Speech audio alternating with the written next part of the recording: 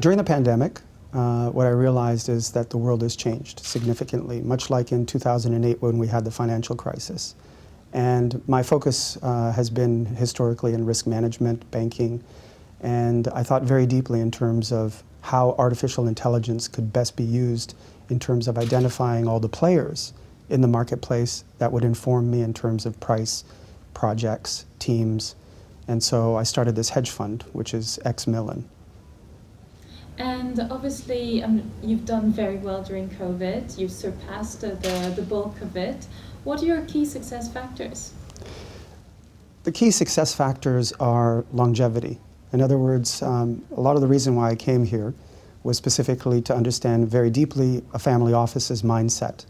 And once you start realizing that it's multi-generational, that these investments are thinking in terms of 50 or 100-year horizons, certainly they're not so preoccupied with prices today. They're thinking, what is the future generation going to achieve in terms of a legacy? And specifically, what they can do today in order to ensure that their wealth is preserved.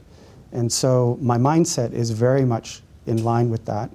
And in terms of successes, I see it specifically in terms of the personalities that are involved, but more importantly in terms of their mindset and their attitudes. And what are your plans for the next 12 months?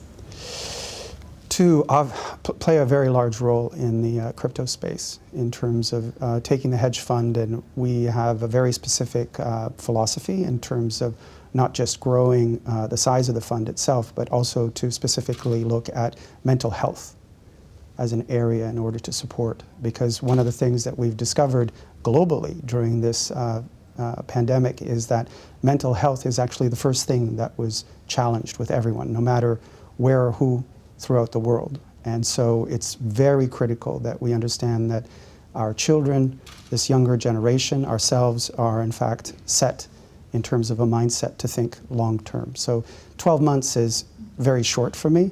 I'm thinking in terms of 12 years or thinking, much longer than that.